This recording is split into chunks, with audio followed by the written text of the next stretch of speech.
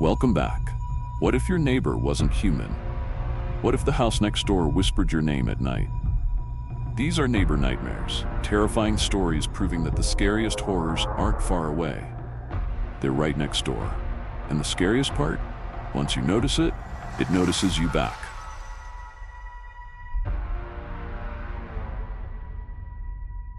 I never thought that demons, ghosts, or other supernatural beings existed. Then everything changed when what happened next door occurred. As long as I could remember, the house next to mine had been deserted. Peeling paint, broken windows, and a crumbling porch were remnants of the past. No one ever occupied the space. It was simply there, something dead in the midst of living. Then one evening, something was different. A flashing light in the upstairs window was the first indication. When I was taking out the trash, I spotted it. It was a dim flash, just visible through the dusty glass. I frowned. There was no electricity in the house. In fact, the wiring was probably very old. Perhaps there was a person inside? A criminal? An adventurer? My curiosity was nagging at me, but I ignored it. My first mistake was that I was awakened by a noise the following night. A scream, not just any noise. It was shrill, terrified, and like a dagger, it sliced through the night's calm. My heart was pounding when I jumped up in bed. It was from the next room. I rushed to my window, hoping to see someone sprinting outside and flashing lights. The home was still, though. The window where I had noticed the light coming from upstairs was now open. For a split second, I think I saw a pale, wrinkled face staring right at me. Then it vanished. After that, I was unable to sleep. The sound of the scream kept playing in my head whenever I closed my eyes. By morning, I was certain that it was a dream. Perhaps it was just a stray cat. I might have been dreaming. It wasn't until the second night anyway. The shouting began sooner this time, exactly at midnight. In a panic, a different voice, male deep, spoke. With trembling hands, I picked up my phone and dialed 911. Someone lives in the deserted house next to mine. Someone is in trouble, I believe. The dispatcher promised that an officer will investigate. By my window, I watched and waited. Then a cop car arrived 20 minutes later. A single policeman emerged with a flashlight. I watched him walk through the front door, which was decaying. He went inside, the beam of his flashlight flickering through the windows. Then there was silence. Minutes went by, and more. I experienced a chill of dread. There was a problem. At the upper window, the officer's flashlight beam reappeared. It remained there, not moving. Then it turned carefully, not side to side, upward, like he was staring up at the ceiling. Then he screamed. I had heard that one before, raw, inhuman. I stumbled backward from my window, heart pumping. Then the flashlight went out. There was then a loud boom. The radio of the squad car crackled outside. The voice of a second officer requested a report. However, there was no response, static only. Then, all by itself, the front door creaked open. I took sharp breaths and slammed my blinds shut. I'm not sure how long I sat there trembling.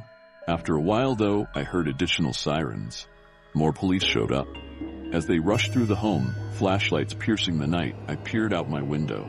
I wasn't the only one watching this time. Outside, more neighbors had gathered in chateau, talking and observing. Then I noticed that they were carrying something. Corpse. However, it wasn't the cop. It was a man, with grayish skin and a fixed expression of unadulterated fear. He seemed to have died in the middle of scream, since his mouth hung open. I knew who he was. The house was once owned by him, but it was not feasible. He had vanished 6 years ago. Among the officers, I heard one saying, "We need to seal this place off." The whole property was boarded up the following morning.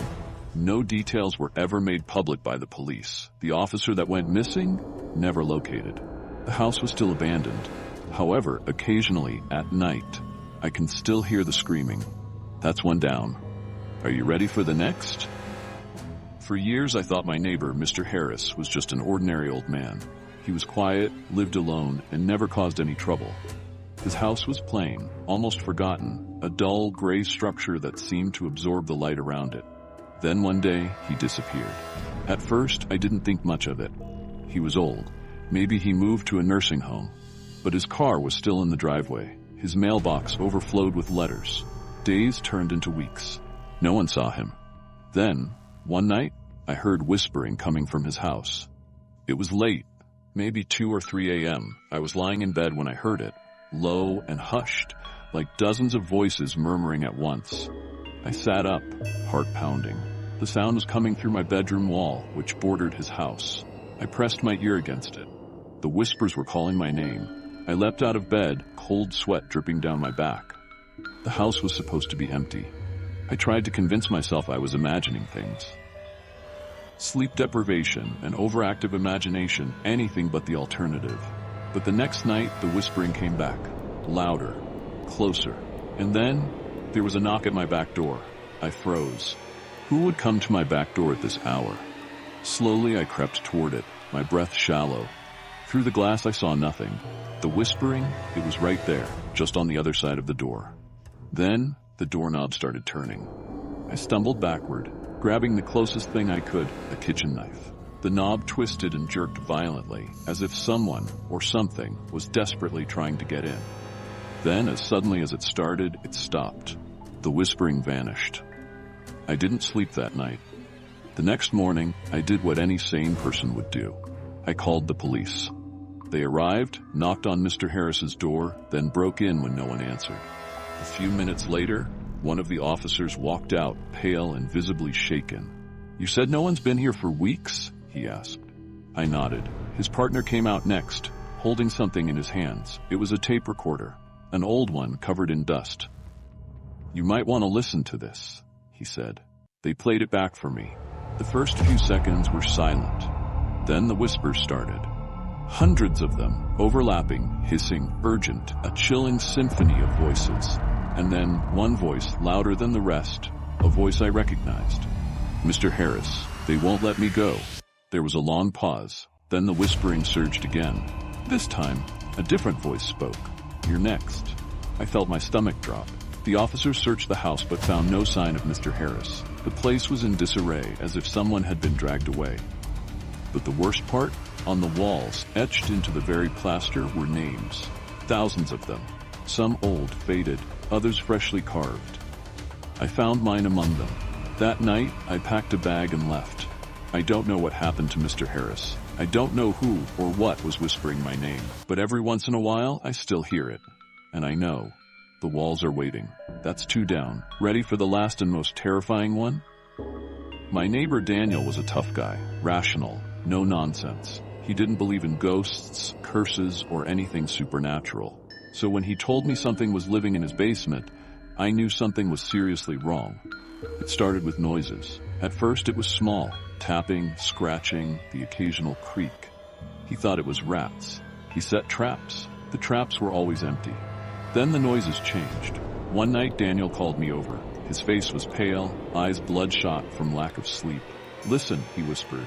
We stood in his kitchen, the house silent. For a few seconds I heard nothing. Then from below our feet, a deep, guttural growl.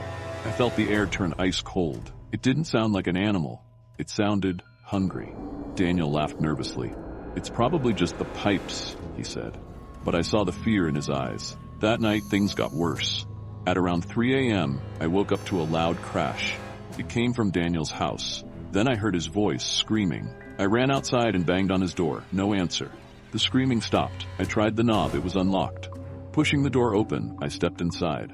The whole house was dark, except for a dim, flickering light coming from the basement door, which was wide open. I hesitated. Then, from the darkness below, I heard something moving.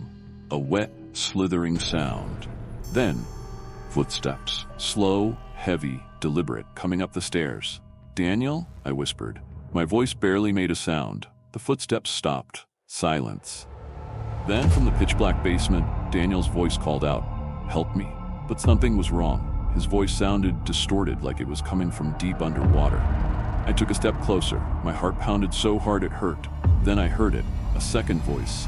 It mimicked Daniel's exact words, but slower, more twisted, like something was learning how to sound human. "Help me." My blood ran cold. I bolted out of there straight to my house and called the police. When they arrived, they found the basement completely empty. No Daniel, no signs of struggle, just a damp, rotting smell in the air. But on the basement floor, scratched into the concrete, was one word: hungry. Daniel was never found. His house was abandoned. But sometimes, late at night, I see movement in the basement window. And last week, as I lay in bed, I heard something scratching at my floorboards. Something hungry. So tell me, do you still feel safe in your own home?